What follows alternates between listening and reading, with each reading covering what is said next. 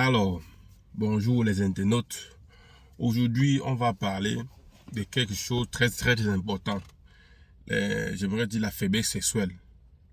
Bon, certains appellent ça l'éjaculation précoce, mais je veux qu'on emploie le terme de éjaculation précoce par la faiblesse sexuelle. Donc, je vais vous donner plusieurs astuces et je vais aussi dire à mes frères qui sont les garçons, à mes soeurs qui sont les femmes, comment aider vos chéris à surmonter ces problèmes, parce que c'est un sujet tabou. Et c'est un sujet tabou que beaucoup de gens n'aiment pas en parler parfois et ils sont un peu, vous comprenez, un peu réticents. Mais comme aujourd'hui, nous avons des canaux de communication qui nous permettent de s'échanger les idées, je vais vous donner certaines astuces et certaines idées que je pense à ce sujet. Alors, mais écoutez très bien, on va employer plutôt le terme jouer au ballon, au stade, etc. pour qu'on ne soit pas censuré et pour que les plus jeunes ne comprennent pas ce que je veux dire. Donc, je pense que vous comprenez. Donc, commençons d'abord par l'éjaculation précoce. Quand vous êtes, par exemple, en train de vouloir passer à l'acte ou passer au stade de jeu du ballon avec votre conjoint, il faut, parce que l'éjaculation précoce, c'est un petit psychologique, c'est d'abord dans la tête. La faiblesse sexuelle ou l'éjaculation précoce, c'est dans la tête. Donc, dès lors que j'ai dit ça, quand vous voulez jouer au ballon, au stade, il faut oublier. Parce que c'est d'abord un problème de stress. Quand tu es stressé par le boulot, par exercement de travail, ou tu es stressé par la vie, peut-être tu as eu un problème familial ou un problème de couple, ça cause toutes ces choses-là. Et quand, peut-être, oui, toujours le problème du travail, si ton patron te met mal à l'aise ou ton business ne marche pas bien, ça va infecter quand tu vas aller au stade pour jouer au ballon. Alors, dès lors, il faut faire la part des choses. Si tu veux jouer au ballon, concentre-toi juste pour le ballon. Si c'est la même chose quand tu veux éduquer l'enfant, tu te concentres, tu l'écoutes et tu lui réponds. La même chose quand tu veux lire un livre, tu te concentres, tu lis un livre. Tu lis ce livre-là. Ou tu vois de l'information, tu te concentres sur la télévision et tu écoutes l'information. C'est la même chose. Tu dois oublier le stress que tu avais et te concentrer sur l'acte que tu veux passer avec ton conjoint. C'est très important. Si tu mélanges les deux, ça va faire ce que tu ne seras pas dans le système. Tu ne pourras pas jouer le match pour longtemps. D'accord?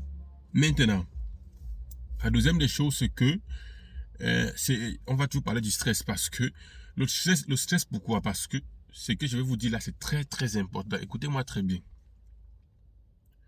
Vous voyez, quand un homme passe, par exemple, 2 semaines, 1 mois, 6 mois, par exemple, sans jouer au ballon, et quand il rencontre une femme, ils vont jouer au ballon, il est vraiment dégagé.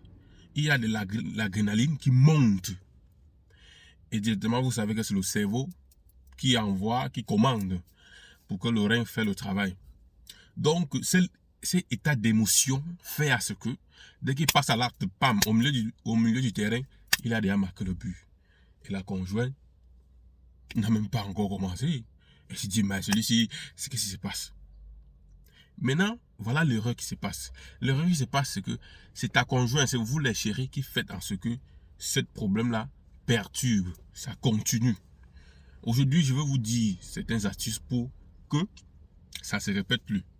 Dès lors que tu prends ton conjoint, peut-être il est stressé par le travail, ou peut-être par d'autres choses, si avant de commencer le match, pam, au milieu du terrain, il marque le but, alors c'est à toi, la femme, de faire ce que les choses changent. Il faut revenir dans la partie, ne pas lui donner les mots stressants qui vont encore faire ce qu'il ne pourra plus continuer le match. Donc, tu dois lui dire, chérie, d'accord, on va recommencer. Et tu dois encore lui faire des câlins, tu dois encore lui toucher jusqu'à son ballon, tu dois toucher son ballon, et tu dois un peu lui donner du temps. Vous allez causer toujours du côté positif. Peut-être si vous allez aller au restaurant ou à la piscine ou n'importe quoi, causer de ça, ça lui remonte. Ça lui remonte que le stress qu'il avait avant, ou peut-être l'adrénaline qui était montée avant doit se baisser, doit avoir une température normale pour que vous puissiez passer encore à l'acte. Et cette chose-là, c'est fondamental parce que beaucoup de femmes, dès que au milieu du terrain, tu marques le but, pam, il dit ah, comment t'insulter, te manque du respect, et ça fait que ça augmente ce stress-là. Donc, mes chéris, dès aujourd'hui, ne faites plus cela. Quand vous faites cela, vous n'aidez pas votre conjoint. Aidez-le parce qu'il en a besoin. Donc ça, c'est ce que je vous ai dit et c'est très très important. Et maintenant, qu'est-ce qui se passe? Quand vous l'aidez, au fur et à mesure,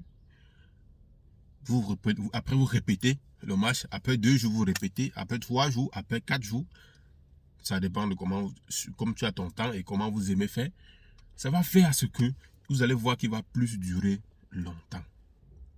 Parce que ce stress-là est parti. Parce qu'il doit rester concentré et que toi, tu l'aides. C'est très important.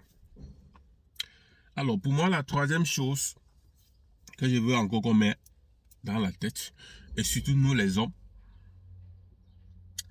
c'est que il faut comprendre que quand tu entres au stade, ce que je vous dis là, c'est pour les hommes. Parce que c'est capital, c'est ça qui va démontrer que tu es garçon. Quand tu entres au stade, ayant fait les 2 points que j'ai d'abord suggérés, le stress et qu'il faut que la femme, ton conjoint, t'accompagne dans l'acte. Maintenant, le troisième point qui est encore très très important pour les garçons, là je parle aux messieurs, à nous les jeunes, surtout nous les jeunes. Quand tu entres au terrain, oubliez ce que vous voyez dans les internets ou sur la télévision là. Ce n'est pas courir comme Usain Bolt, non. C'est doucement, c'est mollo mollo. Dès lors que j'ai dit ça, quand tu veux jouer au ballon, il y a une tactique. Il y a un truc qui est très important. Quand tu commences à jouer, il faut, pour mieux gagner en temps et pour plus durer, et que ça fait peut-être 2 semaines, 1 mois, 6 mois sans que tu n'as pu jouer au ballon, il faut, voilà un secret que je vais te donner. Dès que tu as l'action avec ton corps, avec tout le mouvement, mais il faut que le cerveau ne soit pas là. Quitte le cerveau là. Je m'explique. Pour quitter le cerveau, ça veut dire quoi? Tu es en train de faire l'action et te demandes, chérie, tu es avec moi, oui, je suis avec toi. Mais il faut penser à autre chose.